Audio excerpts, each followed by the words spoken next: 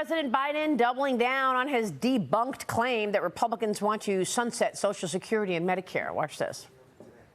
Many of you have seen we've had a spirited debate last night with my Republican friend. They seem shocked when I raised the plans of some of their members and their caucus to cut Social Security. A lot of Republicans, their dream is to cut Social Security, Medicare. It's your dream, but I'm going to, my veto pen, make it a nightmare. Biden on the attack, despite introducing legislation to sunset all federal programs when he was a Delaware senator. Here he is on the floor back in 1995. Watch this. I argued that we should freeze federal spending. I meant Social Security as well. I meant Medicare and Medicaid. I meant veterans benefits. I meant every single solitary thing in the government. And I not only tried it once, I tried it twice, I tried it a third time, and I tried it a fourth time.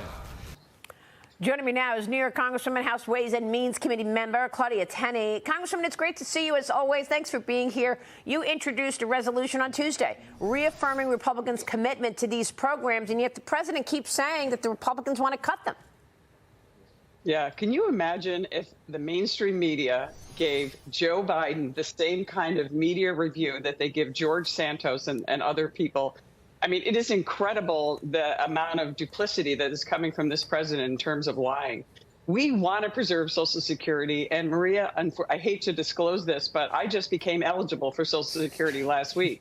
So it's really important to me, and it's really important to people in my district who have spent their entire lives paying into Social Security, some like me, even before they were eligible. And many of my employees in our small manufacturing business also have been paying into Social Security for many years. Yeah. We want to make sure it's there. And we know that some of the burdens on Social Security as people are coming of age need to be sustainable. And we want to make it better. We want to improve it. And actually, the Republicans, and under President Trump, we actually helped Social Security. But unfortunately, due to bad policy like Obamacare, which is a drain on Medicare, a drain on all the health care programs, you're making Social Security less valuable. And then add in the inflation. Inflation is a tax on all Americans, particularly those people who are earning their Social Security after all those years and collecting it. So, yeah, the Biden is, I mean, I just, again, one of your guests alluded to earlier on your show, and by the way, I love it. I rely on it every day. You know, politicians don't understand what's happening. Well, that's true in a lot of cases, but I can't think of anyone worse to represent this nation than a 50-year career politician who doesn't sign the front of a paycheck, who doesn't know what it's like every day to face your employees and try to keep them going and look at families and look at your employees as families, not as the enemy. And that's the big mistake that a lot of Democrats miss, especially career politicians like our president. Well, thank you for that. But look, you know what? It's also disingenuous to act as if everything's fine with Social Security and these programs. I mean, we're facing $31.5 trillion in debt. We are right up against the debt ceiling. We've already breached it. There's going to be a showdown in terms of what to cut. And I'm looking at a fact sheet from the Committee for a Responsible Federal Budget. Congresswoman, and Maya McGinnis says that the Social Security Trust Fund will be insolvent by 2035. That's just 12 years from now, when today's 55-year-olds reach the normal retirement age and today's youngest retirees turn 74. So, I mean, it's clear that there's an issue. The Republicans have said, you included, we're not going to cut it right now, but it's disingenuous to think that we could just sit here and not do anything about all of this reckless spending. Yeah, well, look, we've wasted so much money. We had a hearing yesterday in the Ways and Means Committee about fraud, abuse, and waste, and just the unemployment insurance part of the pandemic response, not to mention the massive fraud, abuse, and waste under the PPP, under the Small Business Administration's we put so much in the hands of bureaucrats. And that's what a lot of the problem is. Government has certain functions that it does well, but when you overstress the system, put too much in the hands of bureaucrats, whether it's on the federal level or a state like New York, which is just overbloated with bureaucracy, they make mistakes, things happen, and we lose and waste taxpayer money. That's why I'd like to see us streamline the system. Social Security is vitally important. We need to preserve and protect it because it is a system where it goes directly out of your paycheck into a government account, and we want to make sure it's there for our future and our future generations. We want to make it sustainable, and that's what we're trying to do, is preserving and protecting it, not leaving it so it just runs out in 12 years this is the Democrats' irresponsible policies are what have led us to this. Well, I mean, then the only answer Joe Biden seems to have is to look for tax cheats under every rock. The IRS could be now coming for tips. Okay? If the administration has its way, the administration is proposing that the IRS crack down on the restaurant industry to monitor the cash tips that employees take home.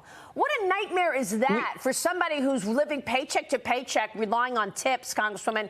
You told the Daily Mail, quote, "Now it's clear that the hands of big government may be scheming to reach further into the tip jars of hardworking Americans, even by possibly attacking the waiters and waitresses already working paycheck to paycheck."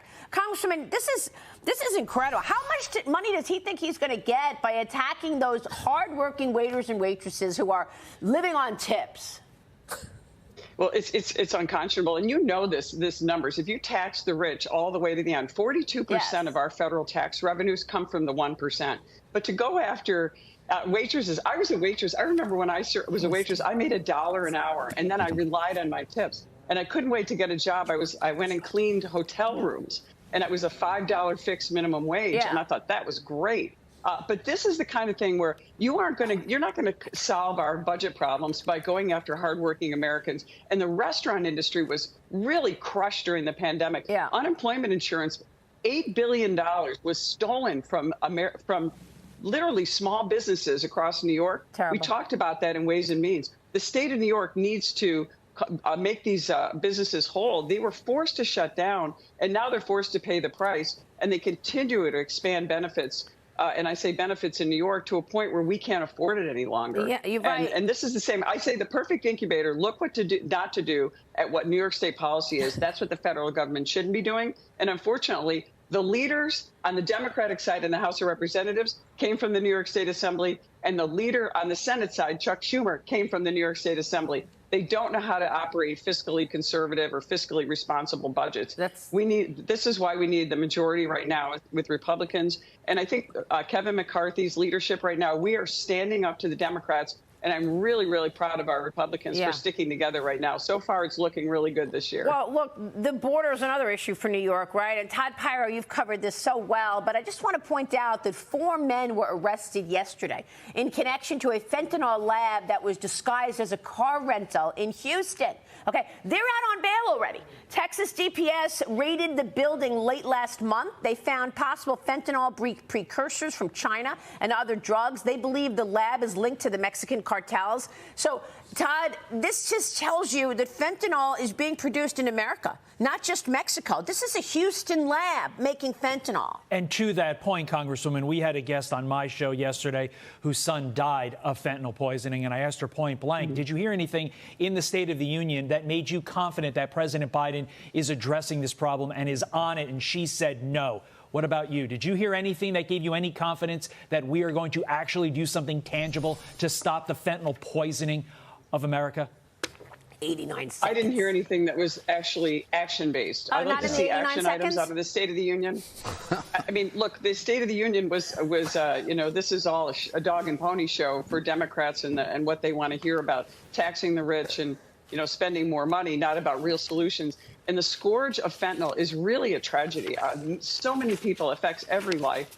I don't know of anyone who hasn't been affected by this in my life. So no answers there, no crackdown on criminals. Our state government had an opportunity to actually give a dangerousness standard to judges to put people in jail to stop this cashless bail system. But you know what's happening around liberal states, and they're following New York all around the country. It's a disaster. If you want to see the crime rates skyrocket in your state, follow New York. And it's really the wrong message and the wrong plan, for the future and for keeping our communities safe. Wow.